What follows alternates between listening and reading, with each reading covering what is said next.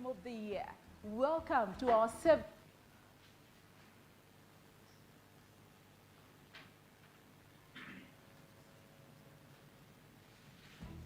Colleagues, it's that time of the year. Welcome to our 7th annual convention. Welcome to Nakuru County, the home of Lake Nakuru National Park, Menengai Crater, and for the bird lovers, this is the host of thousands of flamingos. And guess what? We have a lot lined up for you. The game drive, sundowner, dinner at the park, tree planting. Oh, tell me you're ready. Karibu sana, we are excited to see you all. I know most of you have not seen each other since the last convention. Karibuni sana, let's network, let's unwind, let's engage and learn from each other. Karibu sana to our convention.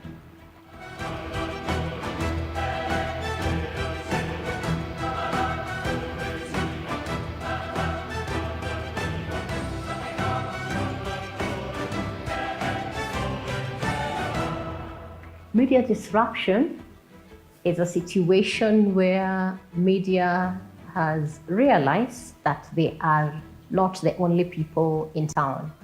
The biggest disruption right now is technology. So if you are not aligned with technology, then you are in for a greater shock. That is the natural order of things. You might call it evolution. It's now a common phrase, as you said, in media forums. You either adapt or die. Kenya's media is one of the most diverse in Africa and continues to undergo significant transformation. Since the liberalization of the country's politics and economy in the early 1990s, the media has played a crucial role in improving governance and shaping public opinion. However, the media, which is predominantly privately owned, is facing serious disruptions which threaten its long-term sustainability. Challenges include a tightening political environment, deepening economic hardships, and fast-changing technological advancements. The Kenya Editors Guild has been calling for timely support for the media to enable it cope with these challenges. We'll keep pushing for press freedom. You know, that's one of our key mandates as Kenya Editors Guild. And we call for the support from all our stakeholders to ensure that we, in this democratic country, you know, and space, that we are able to enjoy the rights guaranteed to us under the Constitution. For 2 months, beginning June 2024, the government faced unprecedented youth-led demonstrations. We had witnessed several cases of journalists being arrested. Those, many of them were injured as well during the Gen Z-led protests. I was in the broadcast gallery when we had to stop to take another camera angle because there were live bullets and people are falling down. Protesters are falling down on camera. And you know that will be against our own regulations to show such a gory scene. Physical threats to journalists. We've seen them being beaten during the Gen Z protests to the extent that a journalist, a female journalist, was actually shot point blank on her legs by policemen who could clearly see that she's a journalist. I had suffered a cut on my arm from the handcuffs. I had been slapped around, I had been punched around the ribs. I had a few bruises. Veteran newspaper journalist and Kenya Editors Guild member Macharia Gaitho endured a harrowing abduction ordeal that unfolded in broad daylight. Some two fellows came out from a car which was behind us, came and yanked open my door and tried to pull me out. And that is when I realized they had handcuffs, they were trying to handcuff me. That is when I realized they were policemen and they were trying to take me wherever they want to take me. They said it was mistaken identity, but I have never bought that. It could not be mistaken identity, because I think anybody who is anybody in security circles in Kenya knows me. They have my number, and that is what they were using to track me. Media associations condemned these attacks and rallied their voices, calling on the government to respect and uphold press freedom. The Kenya Media Sector Working Group decried police brutality and called for the enhanced safety, security and respect of journalists. Kila mwanahabari ana haki ya kuangazia habari na kufahamisha mwananchi kile ambacho kinaendelea bila ubaguzi wowote. Why are you blocking media from accessing the press gallery? That is unacceptable. We were very loud and very clear on attacks on journalists. We did issue strong statements condemning attacks on journalists. Immediately we did the protest. We were able to do a meeting with the security officers, that is police, the senior police officers, just to find a way how well can journalists work in an environment that they are feeling safe during such events. That was aimed directly at me. Following the responsibility journalists have and the risks associated with the job, the welfare of journalists should be paramount and taken care of by media houses and government. Welfare of journalists actually is at the core of our mandate, and we've been trying to engage media houses to see how they can address the pay problems in the media. Government advertising spend should not be used for blackmail or to apply pressure on the media. Those are public funds, and like all other public funds, must be used in the most prudent, most cost-effective ways. In pursuit of a solution, Kenya Editors Guild has reached out to Parliament to legislate the formation of a sustainability fund to support and strengthen the media. So the Kenya Media Sector Working Group has been looking at a strategy to bring on board the Kenya Journalism Fund or the Journalism Trust Fund. So that fund is supposed to cushion media during times of difficulties, during times of disruption. So how we envision it is that this will be a pot where foundations, where people who support independent journalism can put in their money, and then the money can be used to help media that is struggling. The money can also be used to help journalists, independent journalists, freelancers, to continue to carry out the journalism that they are doing. The main reason why the media is facing challenges in revenue generation is because of technological disruption. The media landscape has expanded and the emergence of digital media is eating into the revenue streams of traditional media. We removed the barriers of access, so that we allowed many people to get into the media space as producers, as critical actors. We have not found a way around increasing the funding to the media work, because good journalism costs money and someone must be able to pay for it. The traditional form of advertising is sitting ground to very new ways of advertising. The digital space is coming big as a disruptor, but I don't like looking at it that way. I look at it more like as an enabler, because the digital space has also allowed traditional media to expand its space. So I see digital as an opportunity, much as it has actually disrupted, especially when it comes to revenue. One of the things that we aim to do and continue to do is building media resilience in the era of digital disruptions and media disruptions. And also we aim to continue building capacity for journalists and skilling our journalists, on how to navigate the challenges that we face as media in Kenya. Technological advancement has been and remains the major catalyst in media transformation. Technological advancement has really increased access to media. It has allowed media houses and content producers and journalists to be able to distribute their content through various channels and reach to many people. The consumers on the other end, who haven't been entirely educated about which content is which, they are consuming both, and sometimes they consume more from the unethical content producers or from the unlicensed, untrained content producers than the trained and the verified media houses.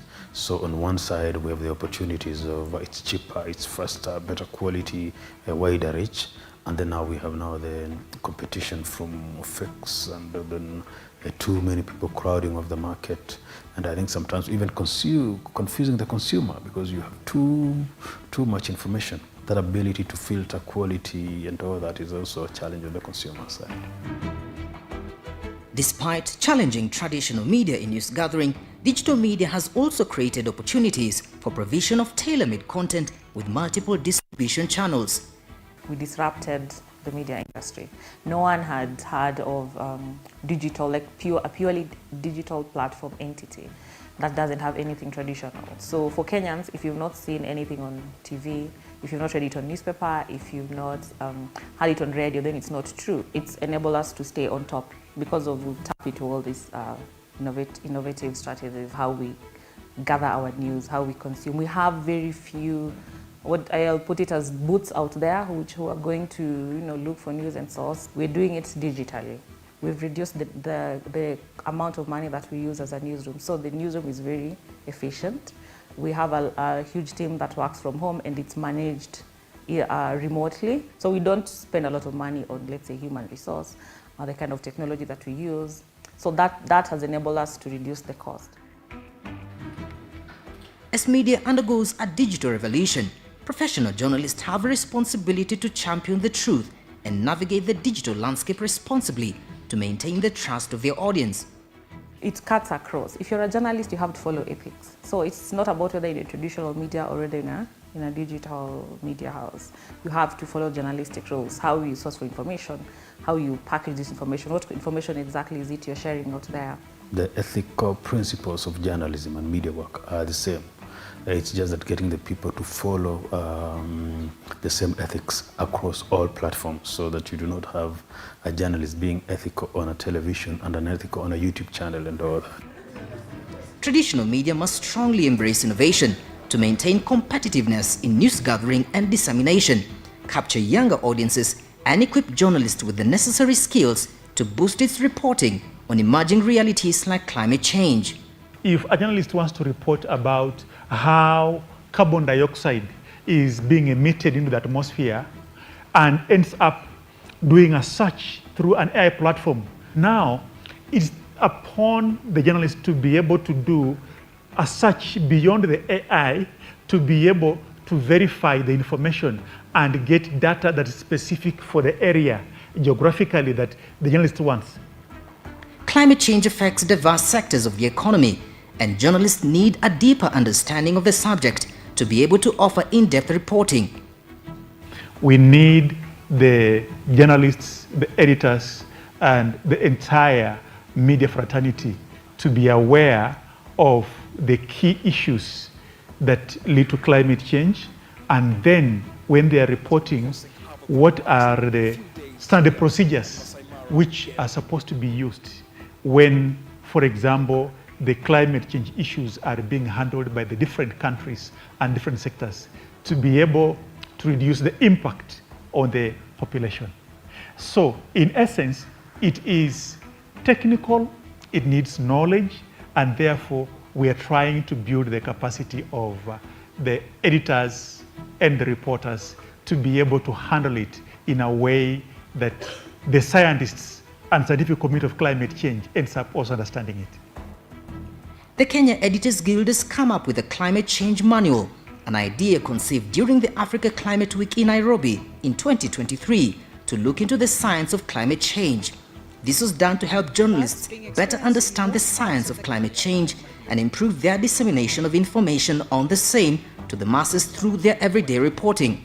The manual looks at the science of climate change because it's important for journalists to understand the science of climate change in order to report it better to the masses. Basically, all sectors affected by climate change are covered, and also the science behind key processes.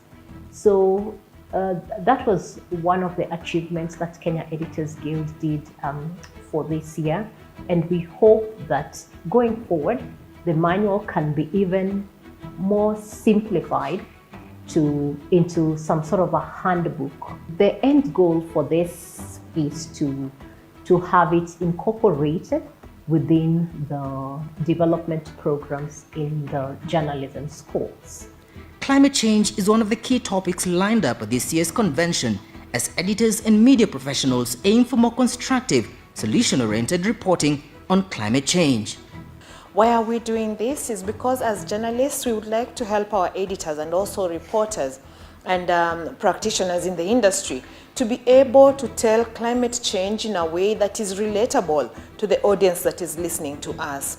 We will also have an opportunity to listen to the minister from Information and Communication Ministry as a host ministry for media or for the state. Would like to hear about some of the concerns that we have raised, you know, the current media laws or proposals that are there that may look at eating away some of the freedoms that we have as the industry. It's a cocktail of different things that we'll be doing, but mostly just unwinding and networking and, you know, engaging each other. You know, sometimes we're so busy, it's a long year, we've faced many challenges, so this is the opportunity that we get to just sit back and relax and enjoy.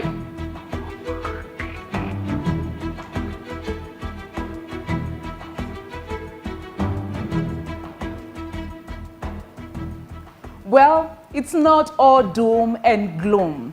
We are not going to relent. Together, we shall conquer. I now declare our convention officially open.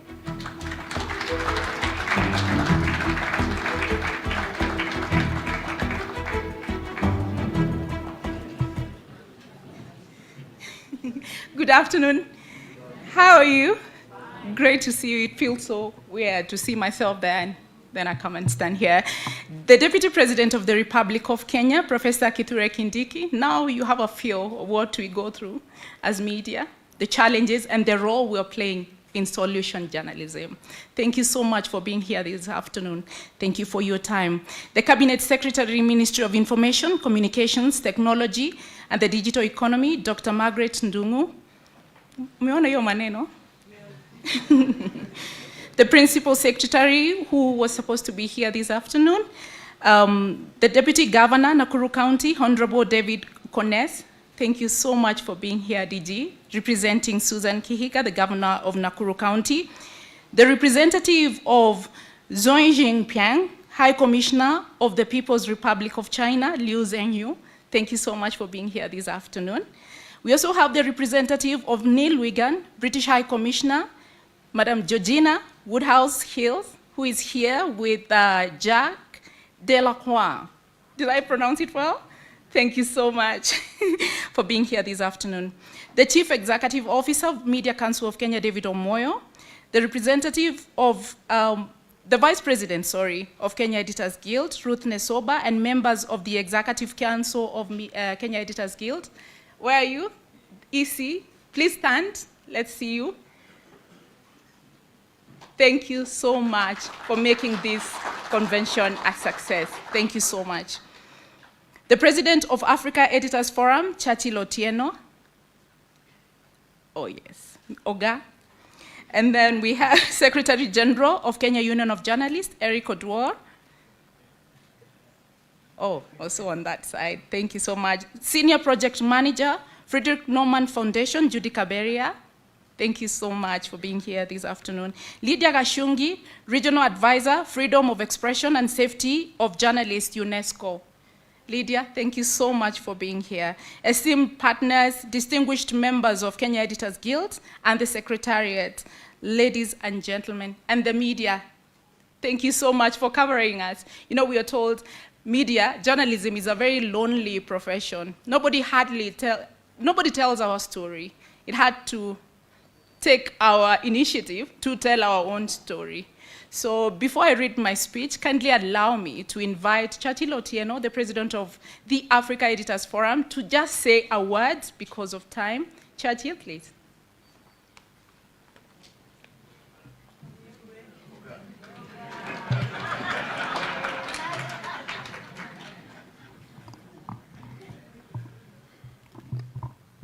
Thank you, Madam President. Your Excellency, Professor Kithure Kindiki, the Deputy President of the Republic of Kenya, Dr. Margaret Ndung'u, CS, Information, Communication, and Digital Economy, the Deputy Governor, Nakuru County, and our host, distinguished ladies and gentlemen, colleagues led by my brother David Omoyo from the Media Council of Kenya. I know there's also some significant editors in the room. Allow me to pinpoint a few of them. Joe Ageo is hiding somewhere at the back of the room, and help me congratulate him on joining the World Editors Forum Board. And we have veteran editor Macharia Gaido, also hiding somewhere in the room. A well-known noisemaker and disruptor. And we do also have a veteran editor in the name of Eric Obino, whom we lost to politics, but he's still one of us. I bring greetings from Africa and a message from media stakeholders in Africa. And the African media fraternity is looking up to Kenya as they chase just one vision, which is how might Africa tell its own story. A number of policy proposals are coming from the Africa Editors Forum, and I'd like to leave you with only 3 of them. The first one is the whole question of how might we pay for journalism. And one idea that has come up that I think we must give significant attention as Kenya is the idea of journalism funds as a way of replacing the revenues that we are losing to shrinking advertising. And the proposal is that there are a number of ways in which we can create a basket that ensures that our society benefits from critical public interest journalism. And one of them is in making sure that a portion of monies that we recover from corruption is invested in investigative journalism. Just 2 months ago, the Ethics and Anti-Corruption Commission did hand over to President Ruto a check of 5.5 billion Kenya shillings recovered from graft. If a portion of that money was invested in our journalism, a few more of our newsrooms would be able to deliver more accurately for our people. The second critical policy recommendation is in the whole question of capital flight through advertising in the big tech space, be it social media, be it AI technologies. And the question is, as these big tech companies take advantage of journalistic product and journalistic content to make revenues, how do we make sure that our laws gives them a chance to also contribute in sustaining our journalism? So the whole question of fair pricing and the whole question of competition laws to make sure that those who benefit from journalism also participate in making sure that they pay for that journalism is important. The last one is on the question of safety, a big issue in Africa. As we speak, the journalists in jail in many African countries, the journalists who paid the ultimate price in many African countries. Kenya is being looked at as an example where such things don't happen. And we hope that in partnership with the government, we can get commitments to make sure this happens. I thank you, and I celebrate the Kenya Editors Guild on the 7th convention. Thank you very much, Churchill. And maybe something he forgot to mention is that in 2026, we are hoping to bid for Kenya to host the 6th Africa Media Convention. And guess what? The Deputy President and the CS have committed to support us in making that possible. Asante sana, we deeply appreciate. Now allow me to invite the CEO of our regulator, MCK. Please say a word, just a word, please. Thank you.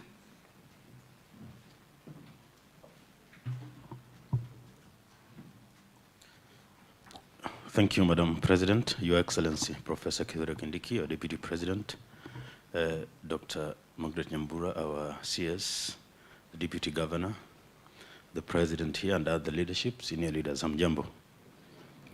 It's a pleasure to be here, Your Excellency. You will be surprised that this is a strange convention. Long before you came, we were complete even with our own president. And when you arrived, the protocol is upside down that we have a deputy president who is senior than our president. Your Excellency, allow me to only stress one point on journalist safety and how we Kenyans relate to each other when we have serious conflicts. Many times when we have national issues, the Kenyans working in the media houses and the Kenyans working in government cannot agree. They fight on the streets. Sometimes they wake up from the same bed. One Kenyan goes to a police station to do his work. Another Kenyan goes to a media house to do his work. And they fight on the streets all day, and they go home the same day. I hope that as a country that has matured democratically, we can find a way to engage and disagree in principle without fighting each other. Your Excellency, I know you were in the Interior Ministry. We have our CS here and all the editors here. I hope that you will guide us. We have a proposal or two on your desk already about regular interactions between the media and government, respecting each other's space, but really agreeing that even when we disagree, there is a more decent way to do. That way then we stop being in the global media for all the wrong reasons, while the rest of Africa and the whole world is looking up to us. Thank you very much, and I wish you all the best. Thank you very much, Omoyo. And to deliver the speech of the High Commissioner of the People's Republic of China, please allow me to invite Liu Zhenyu.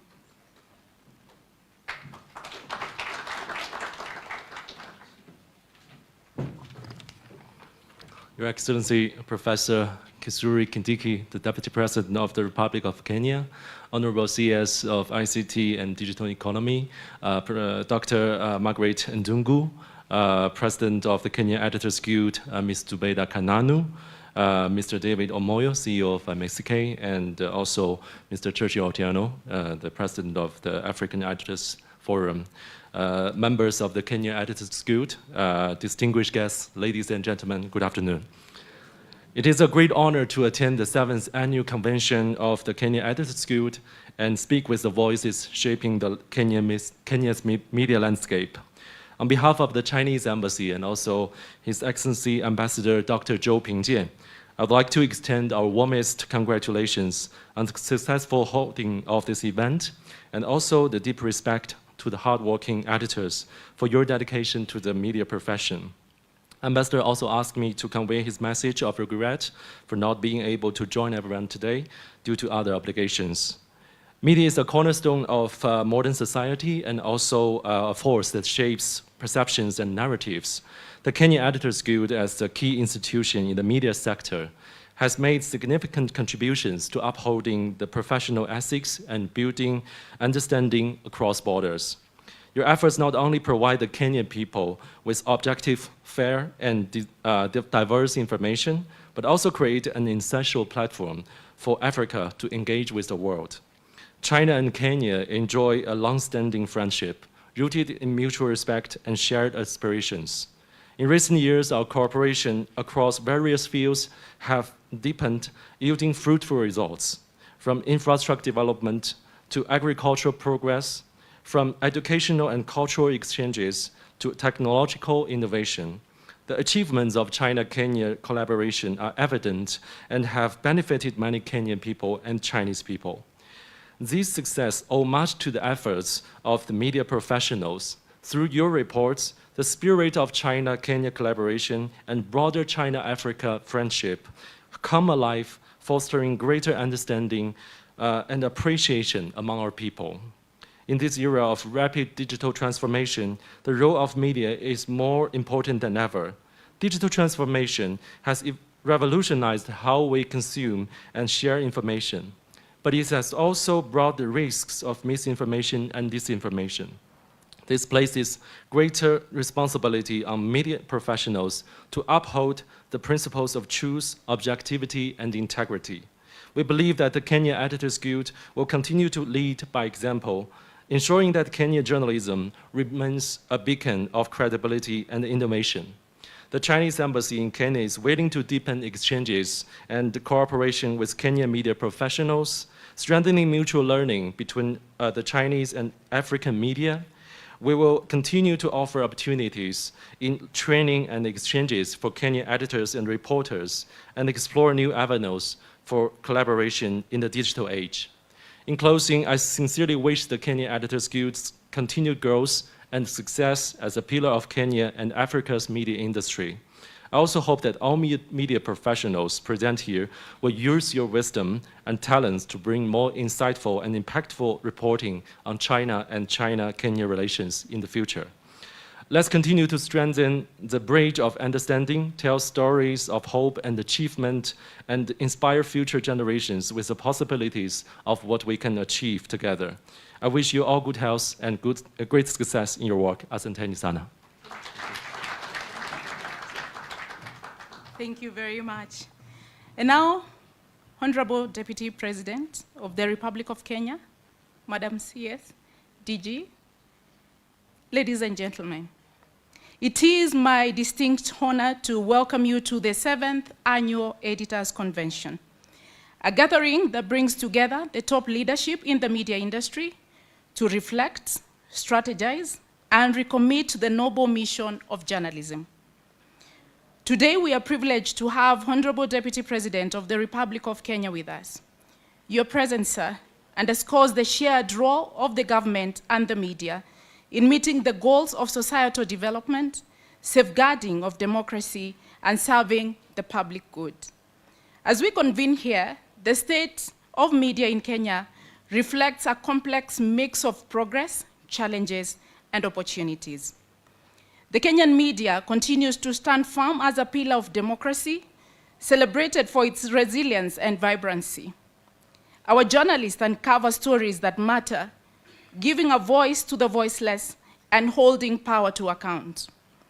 Innovations in digital platforms have expanded our reach, enabling us to connect with diverse audiences locally and globally. This adaptability reaffirms our place as a dynamic force in the modern information landscape. Yet, we cannot ignore the storm clouds that are hovering over our industry today. Journalists in Kenya have constantly faced serious threats, both online and offline. The year 2024 saw increased harassment, trolling, and cyberbullying targeting media professionals, with female journalists bearing the biggest brunt of this abuse. The Gen Z protest earlier this year served as a stark reminder of the risks journalists take to serve the public. Many of our colleagues were shot, injured, harassed, and humiliated by the police. One of them was Catherine Wanjeri Karaoke, who was shot 3 times in point-blank range for the apparent crime of simply being on the streets to cover a legitimate news story. Equipment such as cameras and other work tools were also destroyed, as depicted in the documentary you just watched. The documentary served as a powerful reminder of the untold story of suffering endured by journalists, the unsung heroes of democracy. Ironically, the government, which is duty-bound to protect its people, has remained eerily silent.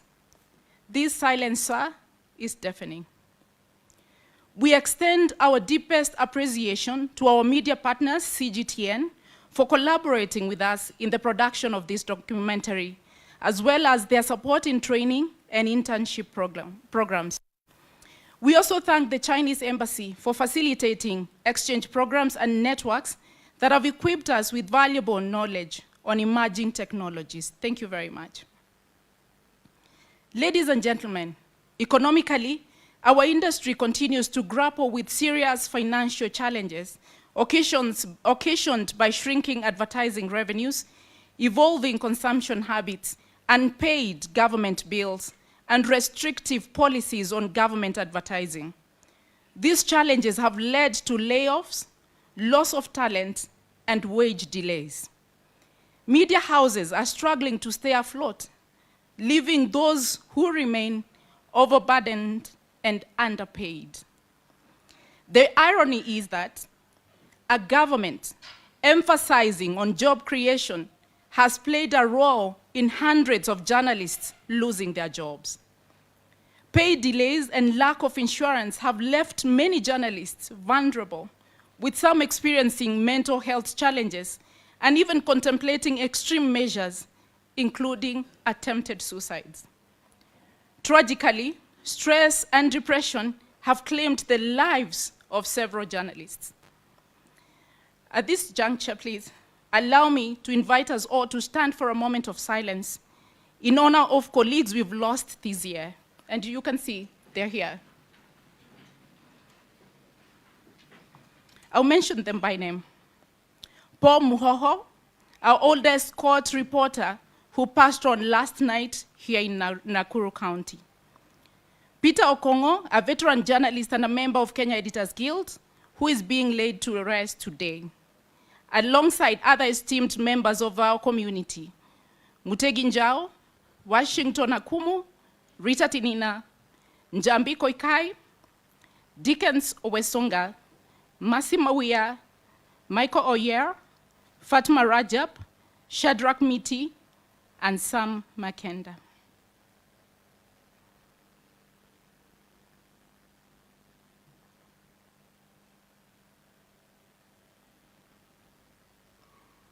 We honor them and celebrate them for their dedication to journalism, even in the face of personal and professional struggles. While the reasons for their passing vary, their loss is deeply felt across the media fraternity. May their contributions continue to inspire us as we move forward. Amen. Thank you very much. You may take your seats.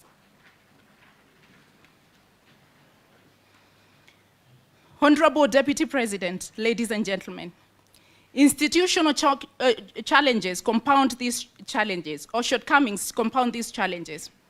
For the fourth consecutive year, the Media Council of Kenya has been operating without a board, while budget cuts limit its ability to effectively oversee the industry. Similarly, the Media Complaints Commission has been hamstrung by what we see as state interference. In addition, there is an enduring duplicity of content regulation between the Media Council of Kenya and the Communications Authority, despite the clear constitutional provisions of the roles these institutions should play. These factors and many more have continued to undermine media regulation in the country. Ladies and gentlemen, despite these challenges, we are not without hope. The media holds unparalleled potential to inform, educate, and inspire action on issues that matter most: the economy and cost of living, climate change, youth unemployment, corruption, and bad governance.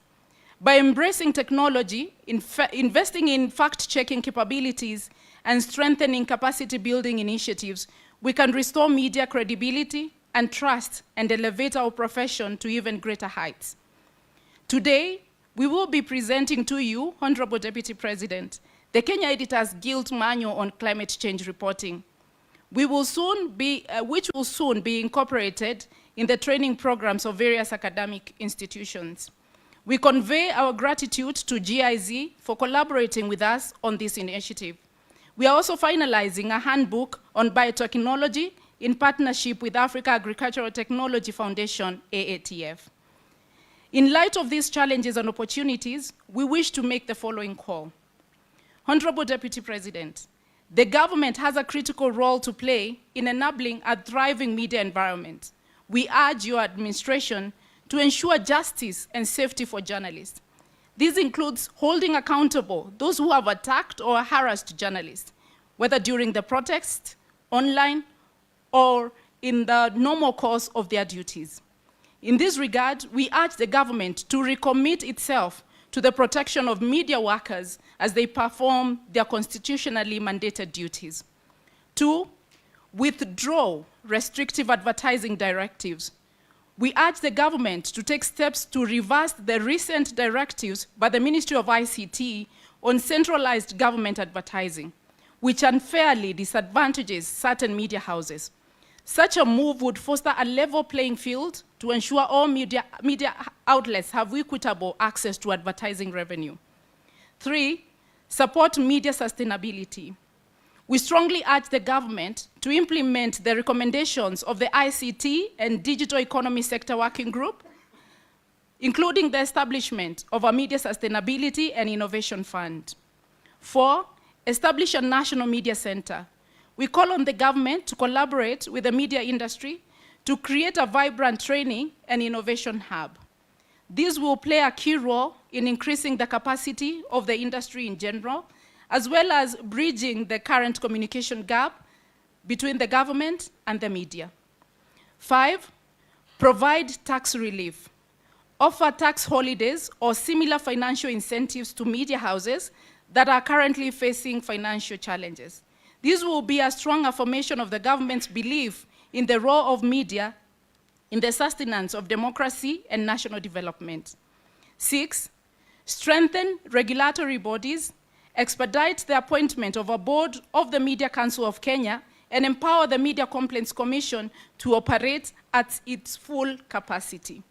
This includes an end-to-end regulatory overlaps between the Communications Authority and the Media Council of Kenya. In particular, it is worth noting that Communications Authority has regularly dabbed in media content regulation, despite several affirmations by the courts that this mandate vests in MCK. The government should move with speed to resolve this duplicity to avoid any further confusion. Finally, the government should actively fund and strengthen the Kenya Broadcasting Corporation, KBC, to enable it to effectively play its role as a public broadcaster. The government of Kenya should borrow a leaf from what is happening in other developed countries, such as China. As media practitioners, we must also move with speed to address our internal challenges. We must invest in training programs that bridge the gap between academic competence and professional practice, particularly in the context of emerging technologies. 2, strengthen in-house leadership to foster innovation, build trust with audiences, and drive the industry forward. Uphold ethical standards and professionalism to maintain credibility, and stand firm against the external pressures that compromise media freedom, ensuring we serve society without fear or favor. In conclusion, ladies and gentlemen, the theme of this year's convention reminds us of the immense power of storytelling to drive societal transformation. By embracing innovation and upholding the highest standards of professionalism, we as the media can rebuild public trust and reaffirm our role as the watchdog of democracy. The time for action is now. Let us have open, honest, and forward-thinking conversations about the future of our profession. I extend my deepest gratitude to all our partners and supporters, as well as the KEG Council, Secretariat, the Planning Committee, and everyone who took part in organizing this event, and for our distinguished guests for gracing it. Let us remain steadfast in our commitment to truth, courage, and integrity. The Kenyan media story is far from over, and together we can ensure it remains a story of resilience, innovation, and impact for many generations to come. Honorable Deputy President, I hope you brought your safari boots, because I know time still allows, and your binoculars, because we want to go to the park to interact with the animals there. So thank you so much, ladies and gentlemen, for being here this afternoon and according me your time. Allow me now to invite the Deputy Governor of Nakuru County to welcome us officially to Nakuru County. Tumkaribishe kwa makofi tafadhali.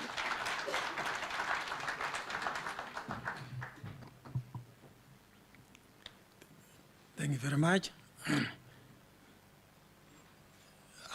Your Excellency, the Deputy President of the Republic of Kenya, Professor Kithure Kindiki, our CS, Dr. Margaret Nyambura, ladies and gentlemen, allow me to write on the protocols already established.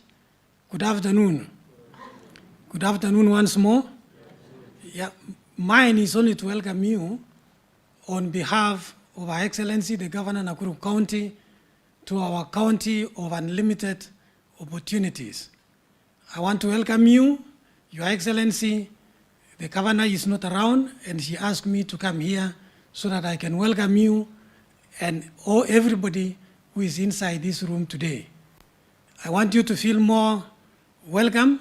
And again, before you leave Nakuru County, please, you make sure that you visit various places like Lake Nakuru. If you go there, you will feel like staying there for the whole week. Also make a visit in Menengai Crater, one of our historical area where you also feel, you look at the area, it is so fantastic. You see the geothermal production there. And also Naivasha, Lake Naivasha, the landscape, the scenery. Please go outside the town and also spend some few shillings here and there in the hotels and also buy some few things. Now, so allow me, Your Excellency, to read the speech of Our Excellency Governor Nakuru County because she was supposed to be here to address you. So it is my great pleasure to join you, the Kenya Editors Guild, today as you congregate here in Nakuru City to deliberate on issues not only affecting your profession, but the cumulative impact of your work on the country and its people. I take the earliest opportunity to acknowledge the decision by the Kenya Editors Guild to choose Nakuru City as the venue for your conference. Special thanks to all stakeholders who made it possible for this annual coming together of men and women of the pen. Even though advancements in technology are slowly taking away the inherent semantics behind that praise, I welcome you all to Nakuru City.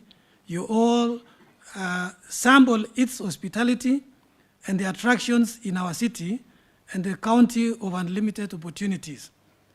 Asked about what he feared most, former British Prime Minister Harold Macmillan said, "Events, boy, events."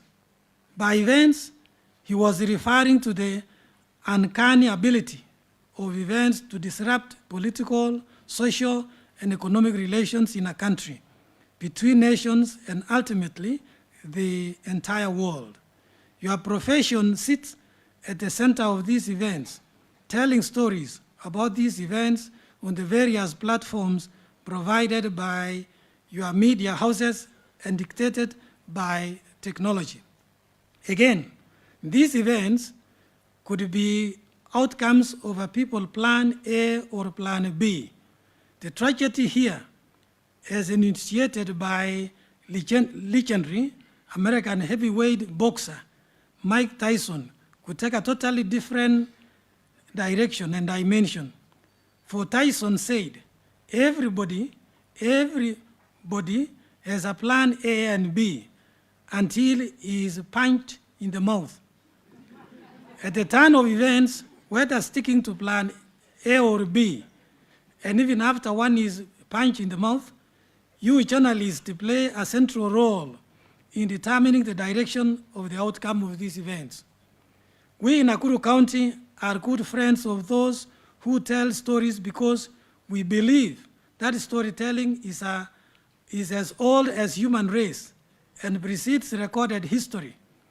We believe that storytelling is a powerful tool for inspiring action and change and influencing thought leaders and decision makers who have been granted opportunity by the electorate to govern and lead.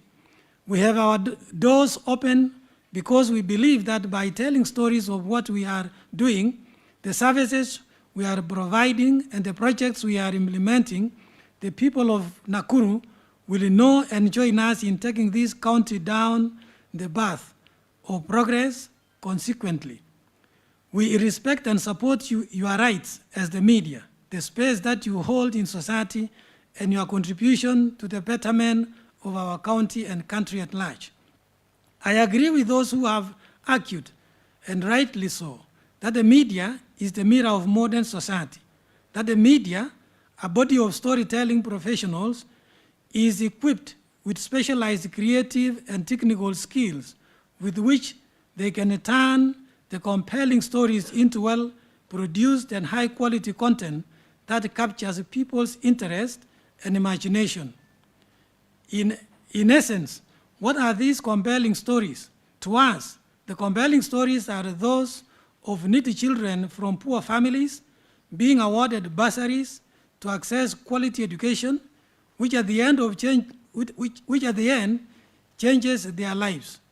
Compelling stories are those narrating the happiness of people of Wesekes in Subukia or Retinet in Kuresoi South, after we have constructed, equipped, and opened a health center at a stone throw distance. We take compelling stories as narrations of how our farmers' income has increased, giving them the economic power to educate their children, choose the meals they place on the table in their houses, and lifestyles arising from our interventions in agriculture.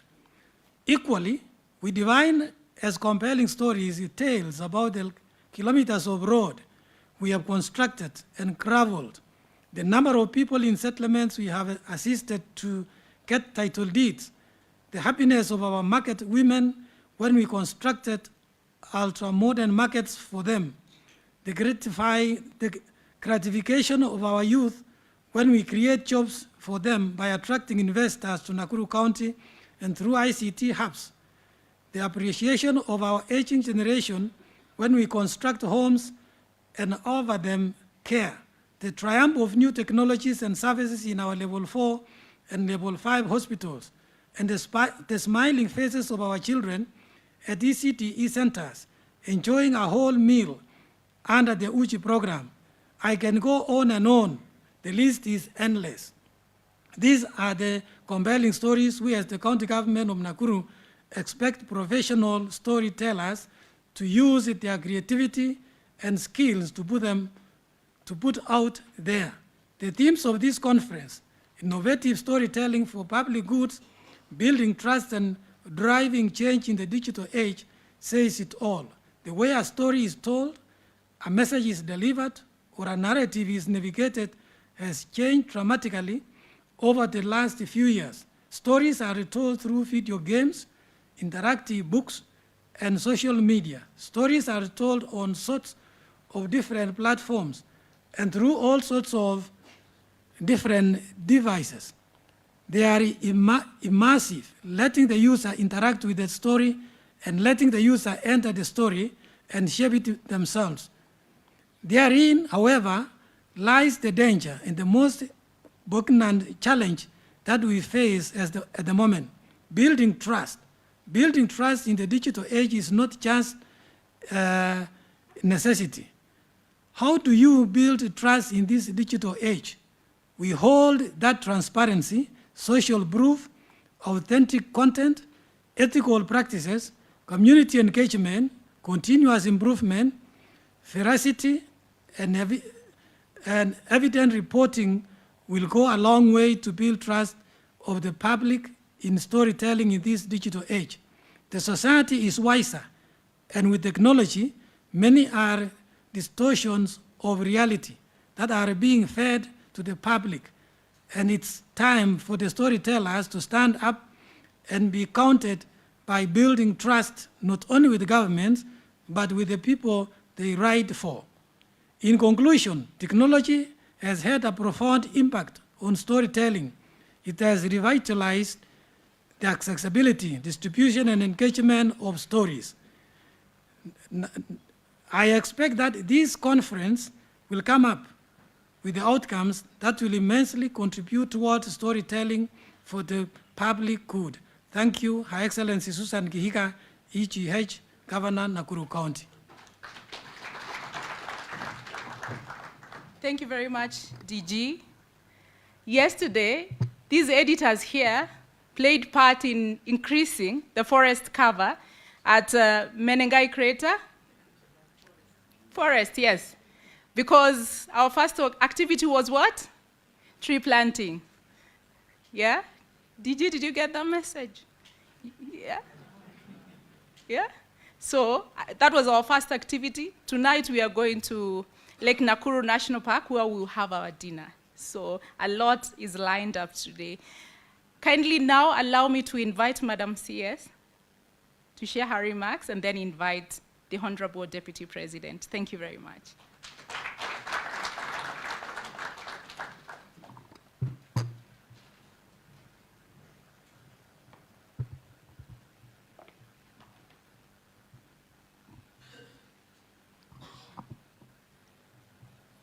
The Deputy President of the Republic of Kenya, His Excellency Professor Kithure Kindiki, the Governor, Nakuru County, represented by the Deputy Governor, the Chief Executive Officer, Media Council of Kenya, the President of the African Editors Forum, the President of Kenya Editors Guild, the Chief Executive Officer, Kenya Editors Guild, the representative of the Government of China and UK, the Executive Committee, other invited guests, editors, journalists, distinguished delegates. Good afternoon. It's a real honor to be here. I know I have been a cabinet secretary, this is my 4th year, but you have not had a chance to interact. Oh, 4th month, oh my goodness. Yeah, I'm looking forward to I'm looking forward to interacting with you on the 13th of December. We have planned this with the Media Council of Kenya, and in this interaction, we will be able to review the 8 issues that the President has raised. They are pertinent issues. We must collaborate. We must promote the media. We must promote journalists.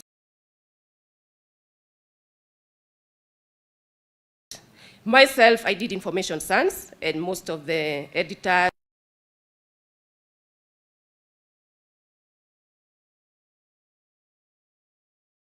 from that field, so basically understand the field very well. And I really look forward to collaborating with you. In the interest of time,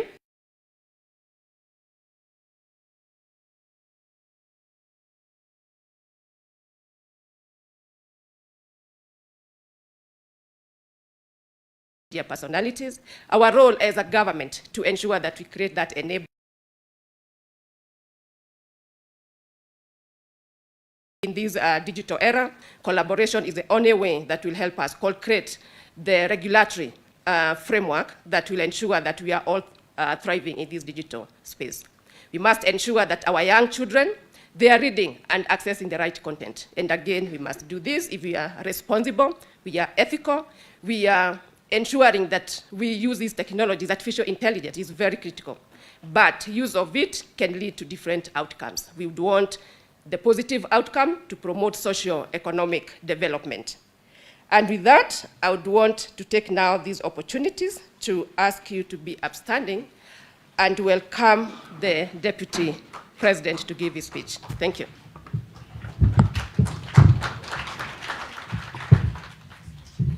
Thank you, Waziri. I request that we sit down, please.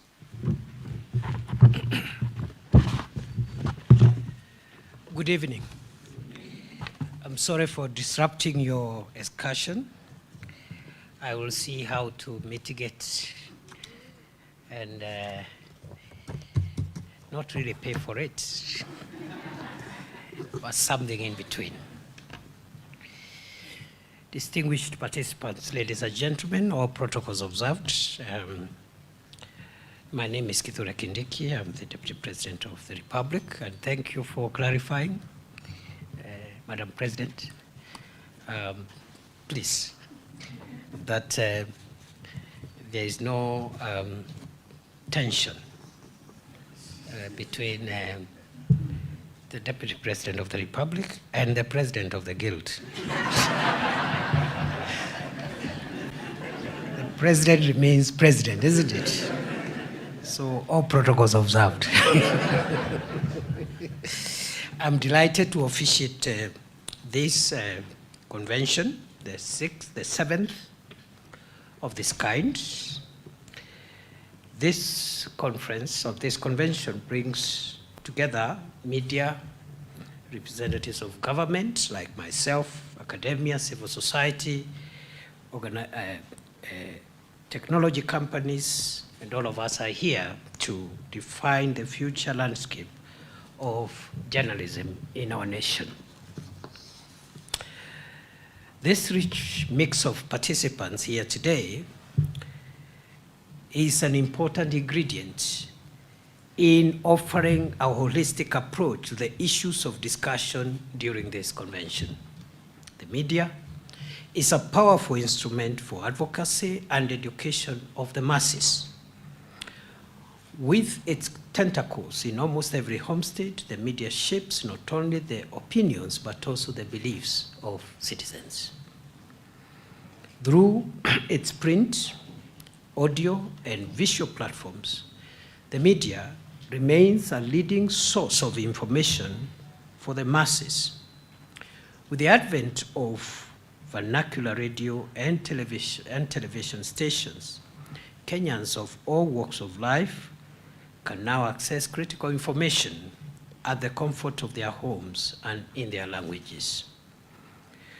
We have moved from the one television, one radio station era to an era of a myriad of choices, including a new world of social media and artificial intelligence. These changes have had as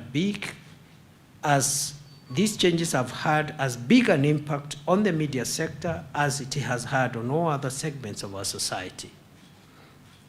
Today, media houses are struggling to compete with non-traditional peers where integrity and standards cannot be assured. The transition to digital platforms has meant a reorientation and a recalibration, oftentimes at great cost. It is not lost on all of us that the evolution of a technologically driven world order now has the media fraternity as one of its many victims, if not casualty.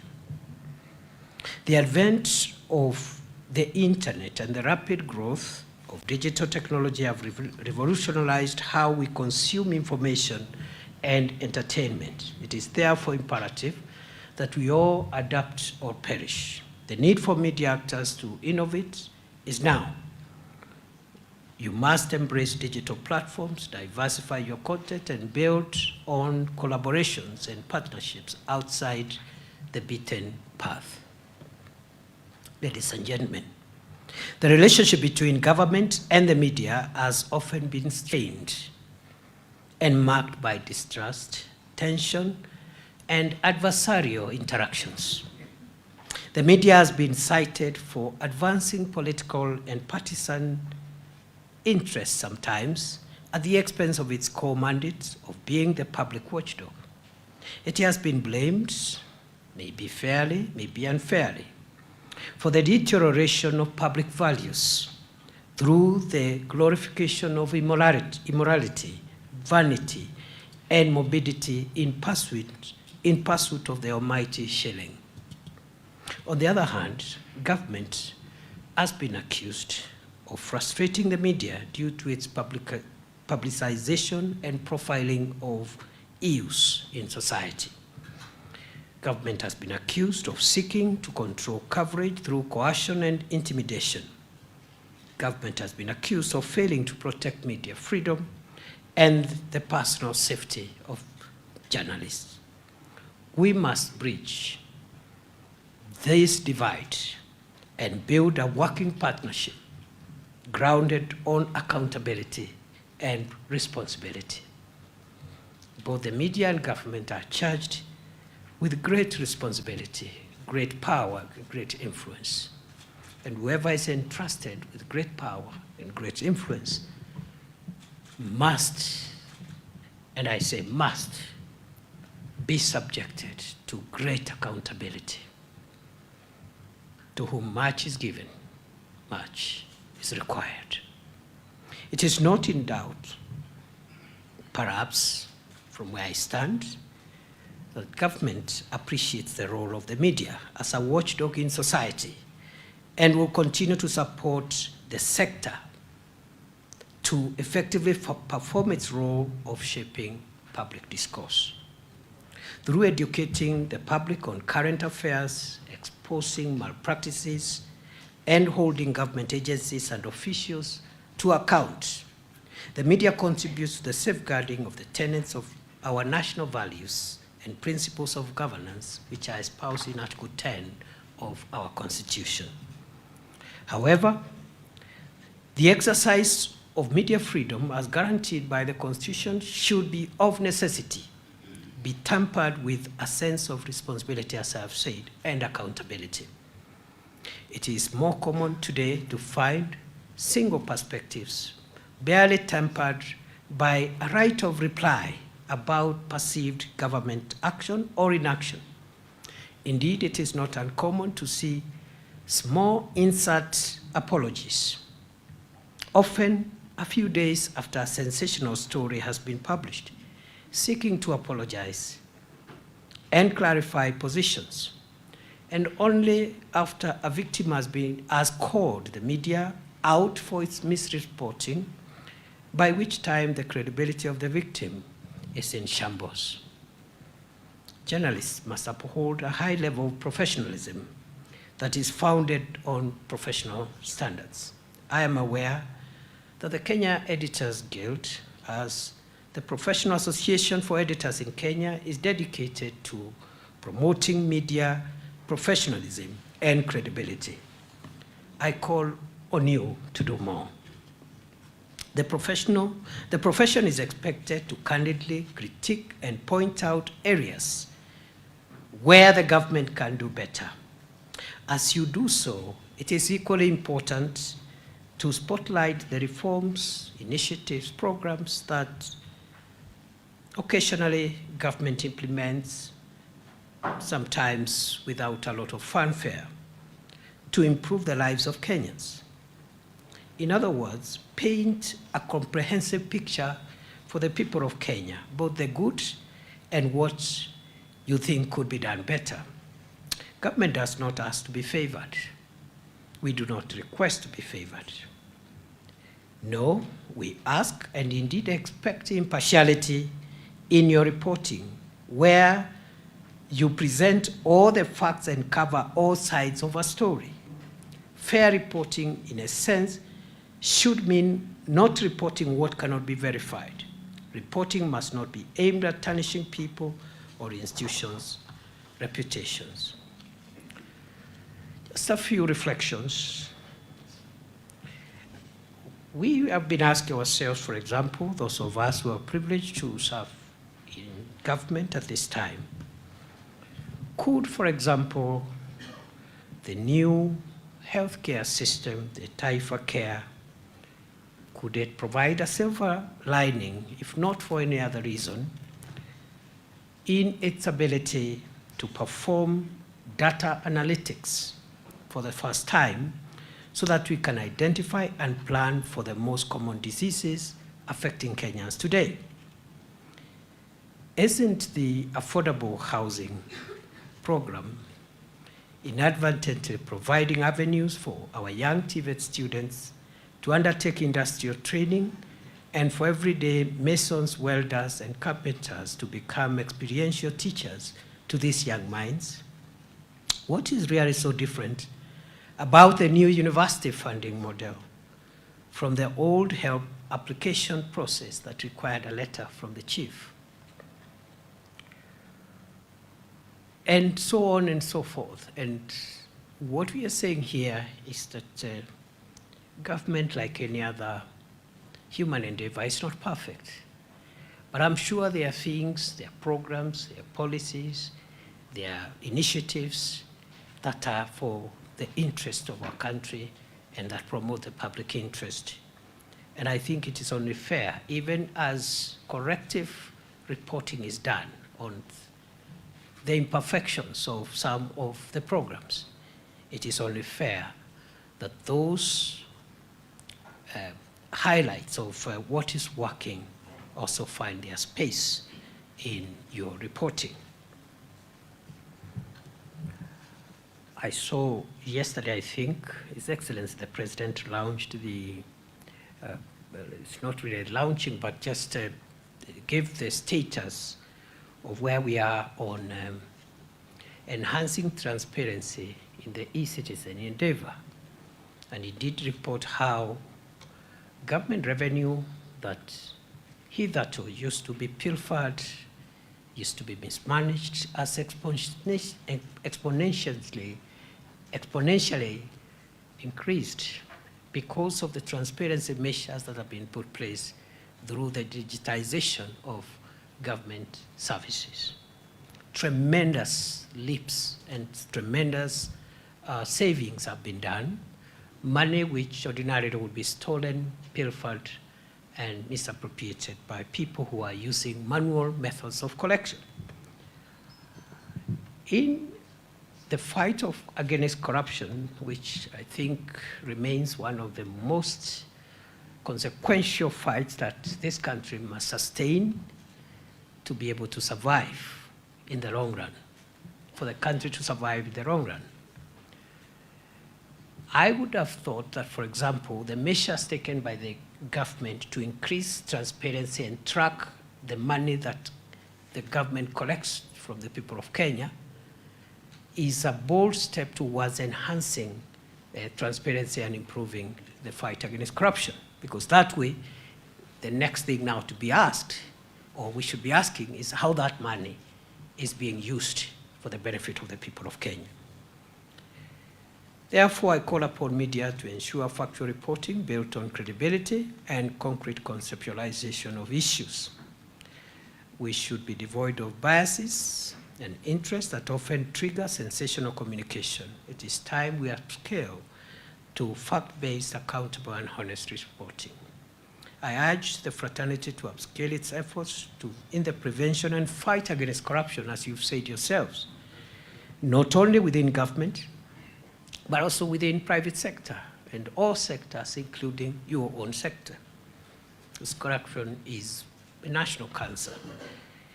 It permeates very many sectors, and that fight, I think we should all gang up together in solidarity and save our country from the cancer of corrupt practices.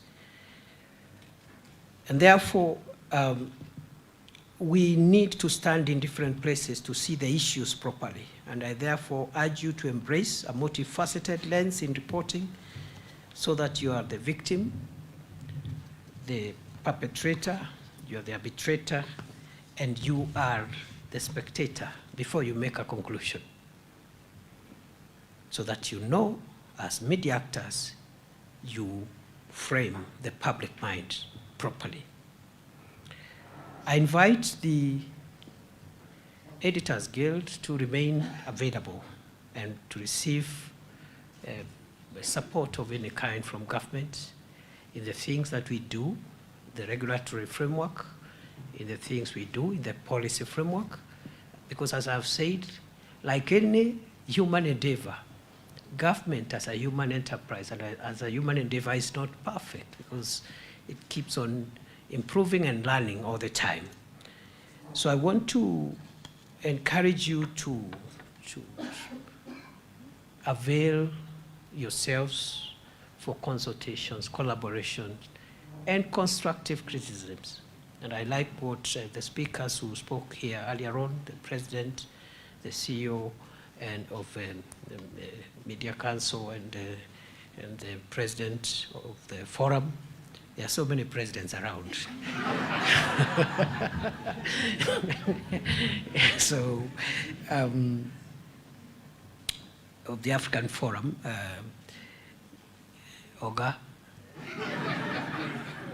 we hope we can collaborate and see how we learn from each other, improve on what is available, and make sure that we build our country. I like what has been said about one, we don't need to agree. It's not even in the interest of the country that all of us agree. We need alternative voices. We need a plurality of opinion and voices. What we must guard against is disagreeing in a manner that jeopardizes our broad national interest. We should not, for example, disagree violently and use violence on each other. Therefore, Madam President, I know you, it's fine, you don't have to stand. I know it is, I know that clip you showed here was deliberately prepared.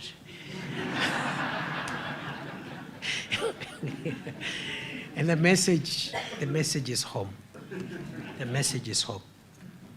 And I better say no more because other than the current role, you know, I am the immediate security minister of the country. So some of the things you're saying, I'm familiar with them. You are familiar with them. Maybe because we were in different positions and roles, I could have a perspective that you may not have. But I also admit there are perspectives from your side that we could not have as government. So the thin balance, therefore, of how we articulate our differences of opinion and different positions in the transaction of our national life, whether politics, business, professions, we must make sure that in those transactions we don't hurt our national interests, especially the existential, foundational circumstances that assure the long-term sustainability of our country. Now, you know, the balances between freedom of expression, assembly, picketing, media freedom, access to information, on the one hand, heavy protections, quite elaborate protections in our Bill of Rights. How do we balance that with public safety and make sure that the constitutional order is not overturned by extreme expression of democratic ideas? And those balances are in the Constitution. We don't have to go very far. We'll find them there. And only hold each other to account when either of us is on the fringes of those balances. That is my plea. You know, our friends in the US had a democratic stress test like the one we had in June in this country. I would not call them protests, I would call them a democratic stress test.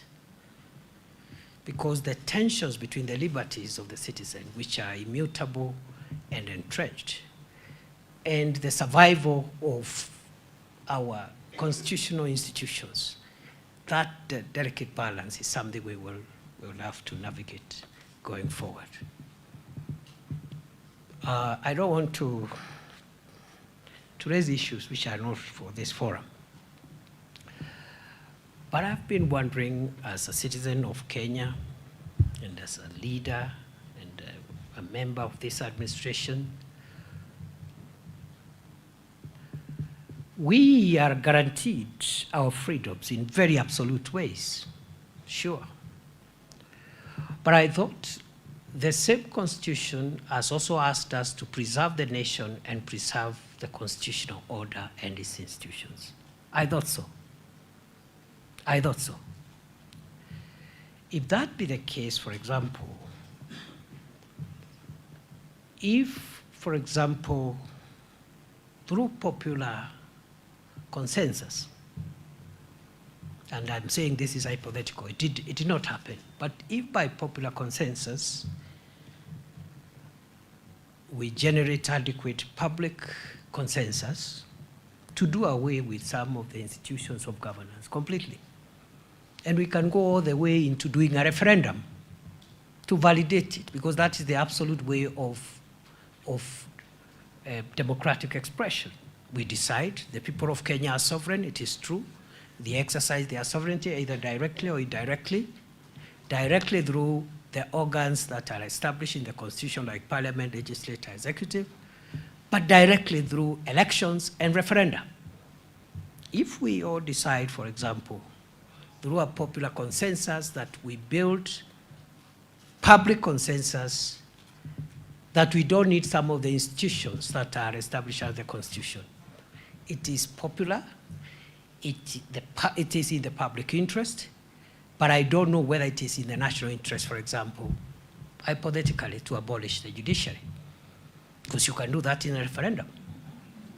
You can do that in the referendum. The people have decided we just need 2 arms of government, for example. We don't need an arm of government that deals with disputes between citizens and among each other, or between citizens and those who are responsible for running government institutions. So it's food for thought. And I know, I believe, and I really hope I'll be invited again, because these are things I would want us to spend a bit of time informally discussing. Informally. It costs nothing to exchange views. And you don't have to take my views. I also don't have to take all your views. Yeah? But because this is a formal process, I will leave it there and say the following things that are relevant as I close to this forum and the issues that have been raised, including the clip that was showed carefully and strategically. First, my sister here, our cabinet secretary for ICT, is one of your own.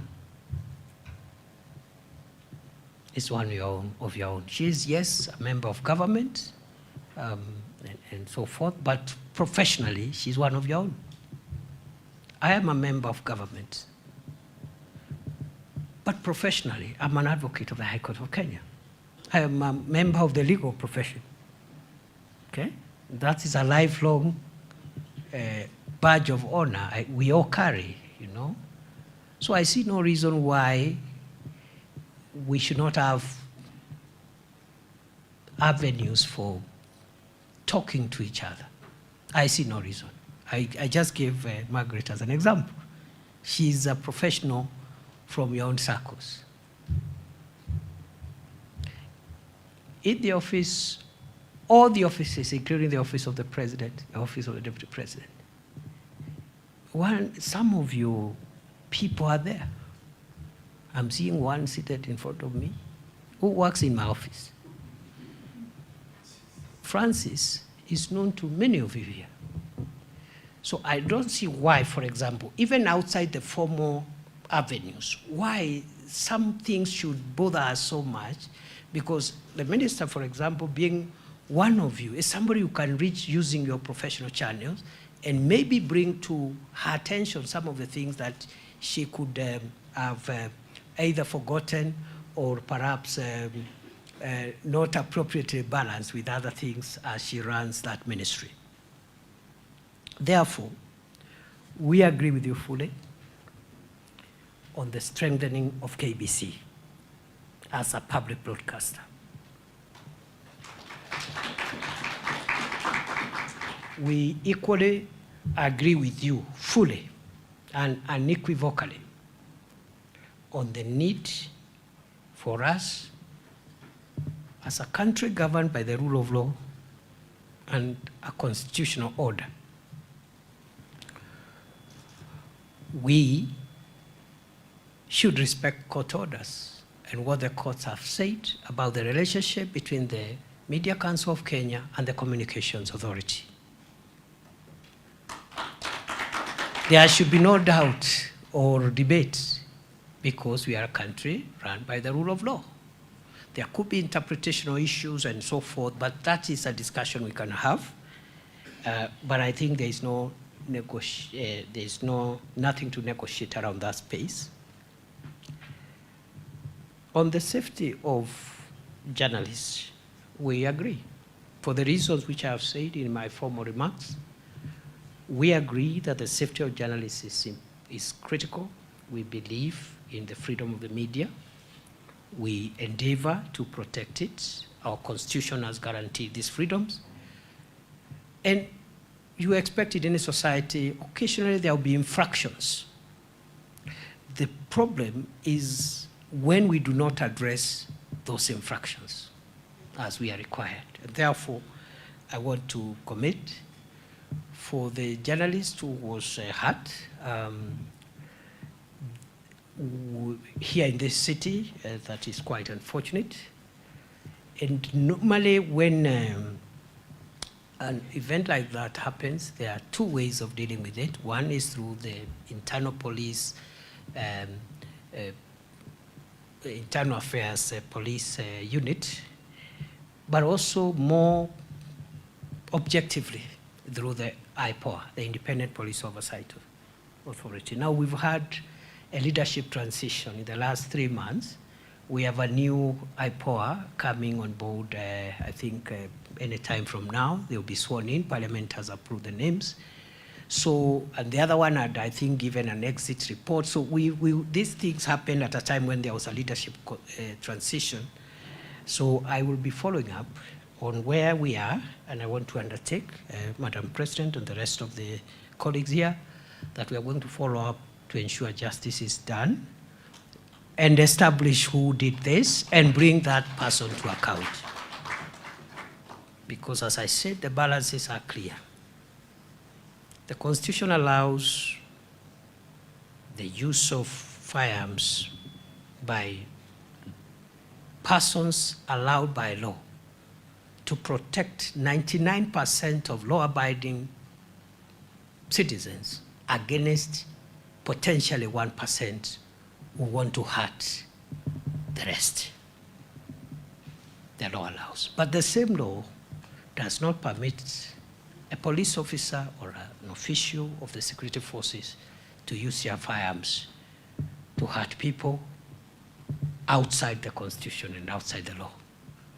And therefore, I want to undertake that we will follow through, especially now with the new IPOA commission, to make sure that full justice is served.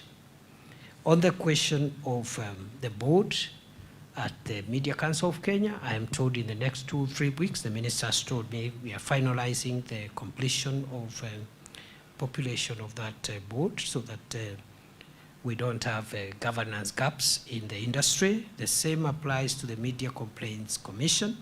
I have noted and I'll follow up. On the issue of advertising, I totally agree with you that advertising budget should not be constrained because of differences on the kind of publicity government is getting. And even when government is aggrieved by bad reporting, because there are also infractions from your side once in a while, just the same way there could be infractions from those of us who are in the government side. So we will be starting a conversation on how we discuss among government. I know some of it is ongoing, especially on the question of pending bills, which have really made some of the media houses to really have to struggle for services they have rendered. But as you're aware, pending bills are a general challenge in our economy.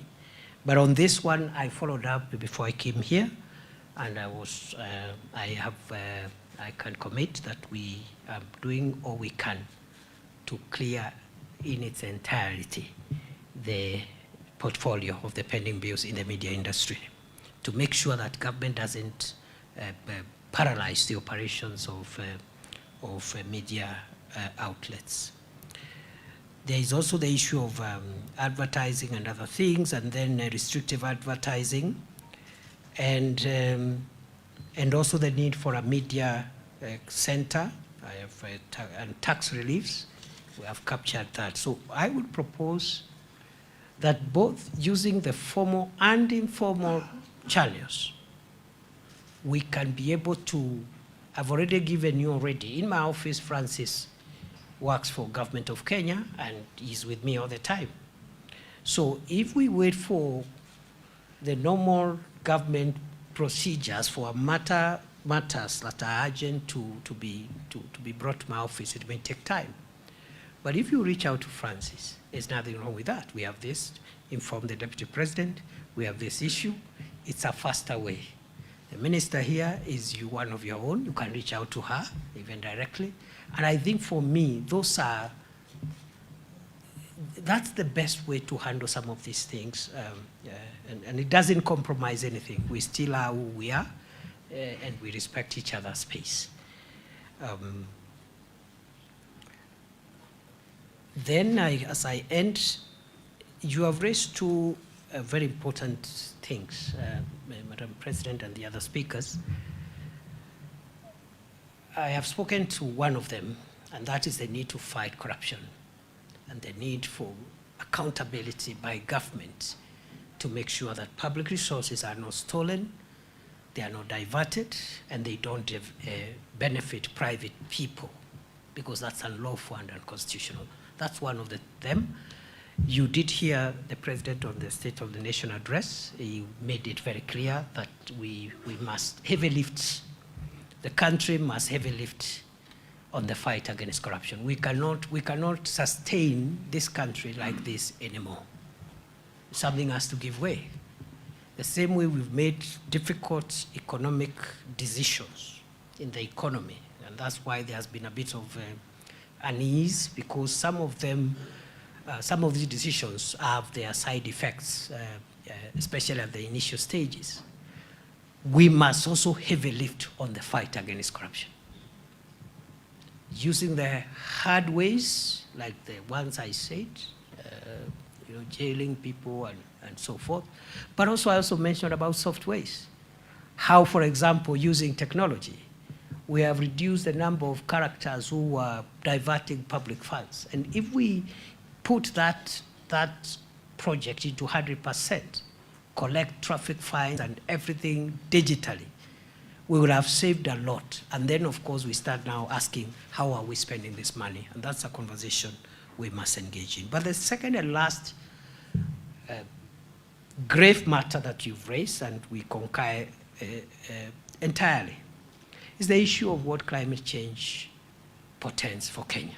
I am glad you took initiative to develop a manual and build capacity for journalists and editors to be able to transact with this very complex and quite frightening phenomena that is changing the DNA of the world.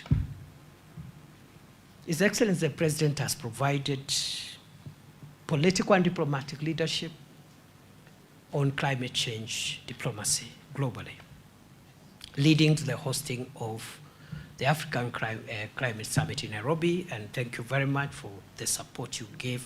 The highlight, the profiling of that summit was phenomenal, and we owe it to you, because you are the owners of the instruments of visibility. Climate change and corruption today are national security threats. I have just left the Interior Ministry. The traditional threats of terrorism, organized crime like banditry and so forth, and trafficking in persons will continue to be there in the foreseeable future. But additionally, in our national security priority list, corruption, because of the effect it has on economies and sustainability of the nation, and climate change are part of the national security matrix. And when I mean national security, I mean existential and survival aspects of our country. The DNA of the world, including Kenya, is changing because of very, very, very hostile and brutal effects of climate change. Severe droughts, severe floods, a displacement of populations and communities, resource conflicts, everything in between, even diseases. And therefore, good people, you are leading the way in integrating your profession to the science of climate change, and that is very commendable. And this country applauds you for what you've done. And really, if anybody had a doubt that the Kenyan media is a trailblazer and a thought leader for the region, and I dare say, we also compare very well even in the world. The kind of things Kenyan media does are not in so many democracies, as much as we have problems. In fact, the reason why the challenges we have get highlighted and we get angry when infractions are committed is because our country allows the visibility of those infractions, and we have a very good media, a very good constitution, and I think we should all struggle to fit into the very, very, very good example that you provided, so that other sectors can follow suit. Those are my remarks for today. I wish you all the best.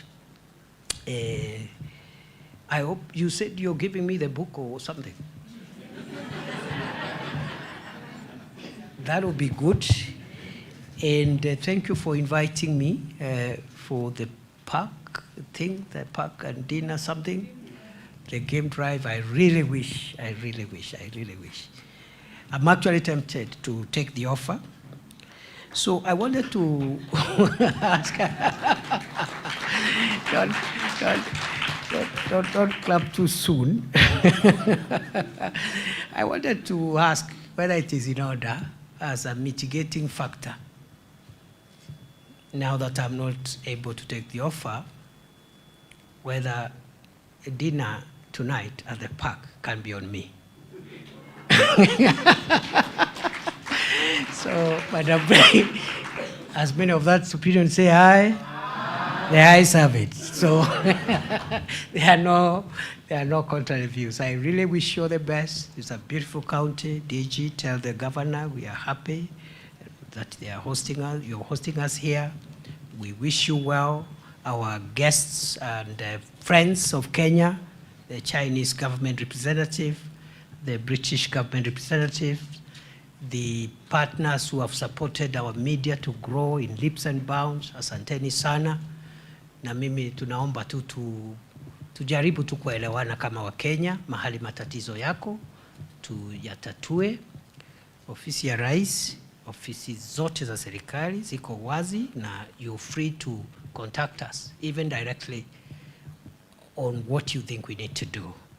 So we need to look, Margaret, you need to agree with this team.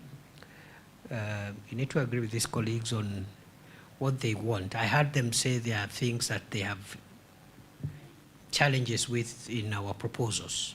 Don't allow those proposals to go very far without having a sit down and canvassing some of these issues. We might as well find out that the issues are valid, and I suspect they are, and we should not be able to push through something that will hurt our colleagues in the media industry. So take it up, but I'm also taking up the other issues on the pending bills, on the board, and we'll work with you to make sure that when these friends invite us next year, they will not put us on the spot. Mungu awabariki, asanteni sana. Thank you, Your Excellency. We kindly request you to remain on the podium as I invite the President, Kek, to present the book to you.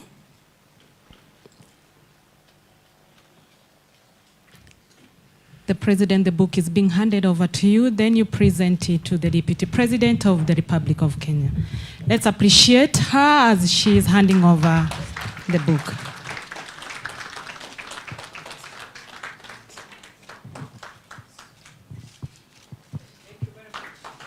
Your Excellency, we still ask you to remain on the podium kindly as the President, joined by the Vice President, are going to gift you. They have